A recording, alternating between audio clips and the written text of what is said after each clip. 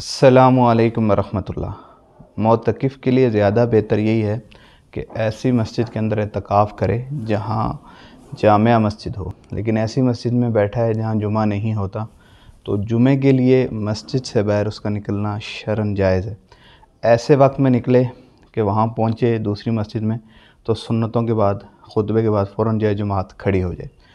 वापस आते हुए भी पूरी जमात पढ़ के भी आ सकता है, और बकिया जुमात अगर अपनी मस्जिद में अगर अदा करना चाहे तो तब भी दुरुस्त है। लेकिन एक ऐसा शख्स जो देहात में, गांव में, किसी कस्बे में जहां पर जुमा नहीं होता, वहां जुमे की शराइत नहीं पाई जाती, तो उस शख्स पर सिरे से जुमा वाजिब ही नहीं है। तो ऐसा शख्स जुमे के लिए शहर जुमा पढ़ने के लिए नहीं जा सकता। अगर निकलेगा तो उसका एतकाफ़ जो है वो फासिद हो जाएगा। ये जुमे से मुतालिक वजाहत थी। दूसरी बात जो अमूमन सवाल किया जाता है गुस्ल से मुतालिक, किसी शख्स को दौरान एतकाफ़ अगर एहतलाम हो जाए, अब ज़ाहिरी बात है कि उसने पाकी तो हासिल करनी ही करनी है। उसको चाहिए कि फ़ौरन तयम्मुम करे, और तयम्मुम करने के बाद जो है फ़ौरन गुस्ल खाने में जाकर गुस्ल करके दोबारा लौट आए।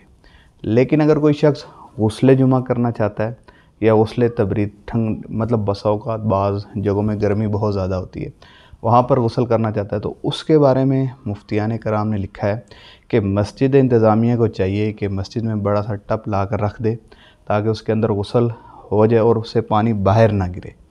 एक तो सूरत ये है। दूसरी सूरत ये है कि अगर कोई शख्स इसी घर से मस्जिद से बाहर निकलेगा कि भाई वो गुस्ल की घर से निकल रहा है, इससे तो उसका एतकाफ़ फासिद हो जाएगा। लेकिन वो निकलता है इस्तंजे की हालत, मतलब इस्तंजे की घर से निकले और गर्मी बहुत ज़्यादा हो, कोई उसका हल मौजूद ना हो, तो इसमें ये शरन गुंजाइश है कि वाशरूम में जाकर फ़ौरन 3-4 लोटे, जितनी देर में इस्तंजा होता है 3-4 लोटे डालकर दोबारा जो है वापस मस्जिद के अंदर आ जाए, ताख़ीर ना करे।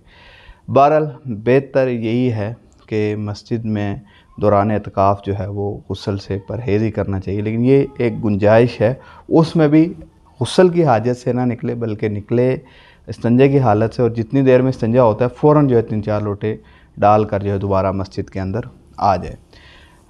एक बात और याद रखें कि मस्जिद की जो हदूद हैं, फ़र्ज़ करेंगे मस्जिद का जो अहाता है उससे बाहर अगर मुतकिफ़ जाएगा तो उसका एतकाफ़ शरन फासिद हो जाएगा। इस वजह मस्जिद इंतज़ामिया से मालूम करें कि मस्जिद की हदूद क्या है।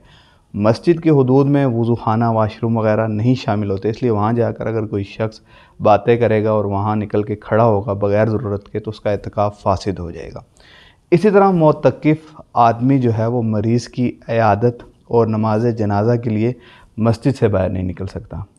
अहादीस शरीफा में इसी वजह से आता है कि मुतकिफ़ जो बाहर काम करता था एतकाफ़ के अंदर, जो उससे छूट रहे हैं, तो एतकाफ़ के अंदर बैठे ही उसको जो है वो नेकियां मिलती रहेंगी।